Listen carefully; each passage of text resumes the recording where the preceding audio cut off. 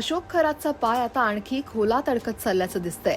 कारण 11 गुन्हे दाखल असलेल्या भोंदू खरातच्या चौकशीतून समोर येणाऱ्या गोष्टी या हादरवणाऱ्या तर आहेतच, पण त्याच्या विरोधातल्या कारवाईसाठीही त्या तेवढ्याच महत्त्वाच्या ठरतील. 10वी नापास असलेल्या या भोंदूनं उच्च शिक्षित महिलांना कसं आपल्या जाळ्यात ओढलं, ऊर्जा हस्तांतरणाच्या नावाखाली त्यानं महिलांचं शोषण कसं केलं, एसआयटीच्या चौकशीत कोणते धक्कादायक खुलासे झालेत, या सगळ्या प्रश्नांची उत्तरं सविस्तर समजून घेऊयात. नाशिकच्या कॅनडा कॉर्नर भागातून आपलं मायाजाल पसरवणारा भोंदू बाबा अशोक खरात हा सध्या पोलिसांच्या कोठडीत आहे. खरातवर आतापर्यंत 11 गुन्हे दाखल झालेत आणि त्यातले तब्बल 8 गुन्हे हे लैंगिक शोषणाचे आहेत. पण धक्कादायक बाब म्हणजे 10वी नापास असलेला हा भोंदू महिलांना भुलवण्यासाठी सायकोलॉजीचा म्हणजेच मानसशास्त्राचा आधार घ्यायचा अशी माहिती समोर येतेय. विशेष म्हणजे पोलिसांनी विचारलेल्या वेगवेगळ्या प्रश्नांच्या माध्यमातून भोंदू खरातच्या मोडस ऑपरेंडीही समोर आली आहे.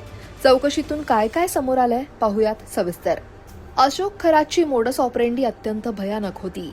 तो अशा महिलांना टार्गेट करायचा ज्या वैयक्तिक आयुष्यात अडचणीत आहेत किंवा मानसिकदृष्ट्या खचलेल्या आहेत.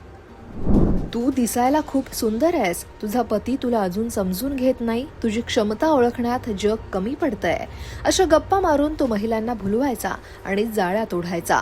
एकदा का महिलेचा विश्वास बसला की ऊर्जा हस्तांतरण करण्याच्या बहाण्यानं तो त्यांना गुंगीचं औषध द्यायचा आणि त्यांच्यावर अत्याचार करायचा. जर एखाद्या महिलेनं प्रतिकार केला तर हा भोंदू त्यांना दैवी प्रकोपाची भीती दाखवायचा. तुझा संसार उद्ध्वस्त होईल, तुझ्या कुटुंबाचं नुकसान होईल अशी धमकी देऊन तो पीडितांना गप्प करायचा. आणि याच भीतीमुळे अनेक महिला वर्षानुवर्ष गप्प होत्या, ज्याचा फायदा घेत खरात आपलं वासनाकांड सुरूच ठेवायचा. या प्रकरणाचा तपास करण्यासाठी नेमलेल्या एसआयटी प्रमुख तेजस्वी सातपुते यांनी खरातची कसून चौकशी केली. सूत्रांनी दिलेल्या माहितीनुसार सातपुतेंच्या प्रश्नांच्या सरबत्तीसमोर खरातची बोलतीच बंद झाली होती. तो मान खाली घालून गप्प उभा होता. शनिवारी सलग 3ऱ्या दिवशी खरातच्या कार्यालयाची झाडाझडती घेण्यात आली. पीडित महिलांना घटनास्थळी नेऊन सीन रिक्रिएशन करण्यात आलं.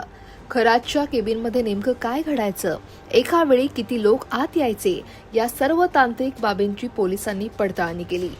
आज अशोक खरातची पोलीस कोठडी संपत असून त्याला पुन्हा नाशिक न्यायालयात हजर केलं जाणार आहे. नवीन गुन्ह्यांच्या तपासासाठी पोलीस त्याची कोठडी वाढवून मागण्याची शक्यता आहे. आता न्यायालय या नराधमाला कोठडी सुनावणार की त्याची रवानगी तुरुंगात होणार, याकडे संपूर्ण राज्याचं लक्ष लागलंय. Bureau report, लोकमत.com.